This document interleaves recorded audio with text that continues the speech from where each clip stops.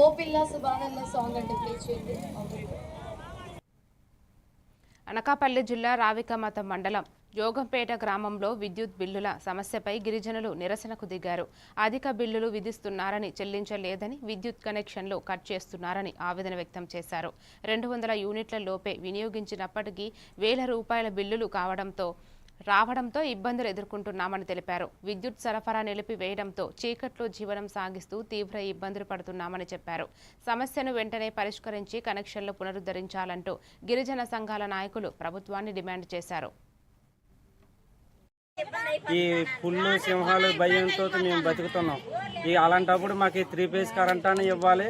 ఈ కరెంట్ అనే కంటిన్యూ చేయాలని మేము కోరుకుంటున్నాం. నా పేరు బిడిచిన తులసమ్మ. నా జోగంపేట గ్రామం. వర్షాకాలం వస్తే చాలు మాకు అసలు మాకు కరెంట్ అయితే ఉండట్లేదు. 4-5 రోజుల దాకా కరెంట్ ఉండట్లేదు. అసలు ఈ వాటర్ అయితే అసలు ఇబ్బంది అయిపోతున్నాం. ఓట్లకి వెళ్ళి తెచ్చుకోవాల్సి వస్తుంది. చాలా దూరం. ఆ వాటర్ ఈ వాటర్ తాగడం వల్ల మాకైతే జలుబులు జ్వరాలతో కూడా బాధపడుతున్నాం. పిల్లలతోటి చాలా ఇబ్బంది అయిపోతుంది. మాకు 3 ఫేజ్ కరెంట్ కూడా ఉండట్లేదు. 1 ఫేజే ఉంటుంది. ఎలాగైనా మాకు గురించి ఆలోచించండి. చాలా ఇబ్బంది అయిపోతుంది. మాది జోగంపేట అండి.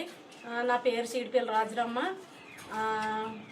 మేము జీడి తోటలోకి వెళ్ళిపోయామండి. మరి వెళ్ళిపోగా మా కరెంటు బిల్లు కనేసి మేము కడతామని ఎన్నోసార్లు చెప్పాము. చెప్పినప్పుడు కూడా మేము ఇంటికాడైతే లేము. కానీ మమ్మల్ని లేక చూసి గేట్లు తాళాలు వేసినప్పుడు కూడా గేట్ల మీద ఎలాగెళ్ళారో నాకు తెలీదు. వచ్చి లోపలికి వచ్చి మరి కరెంటు కట్ చేయడం జరిగింది. మరి మేము చీకట్లో ఉన్నామండి. మేము మరి కొండ ప్రాంతంలో ఉన్నవారు ఎలాగ ఉండాలంటే చీకట్లోని మరి అంత దౌర్జన్యంగా చేయడం అది కరెక్ట్గా పని కాదండి. మరి అలా చేయడము మరి ఇప్పుడు చీకట్లో ఉన్నామండి. అప్పటికండి కూడా కరెంటు బిల్లు కట్టలేదండి. ఈ మధ్యకాలాన్ని కరెంటు బిల్లులు మరి ఇలా కట్టించుకోవడం ఎంతవరకు కరెక్ట్ అండి? మరి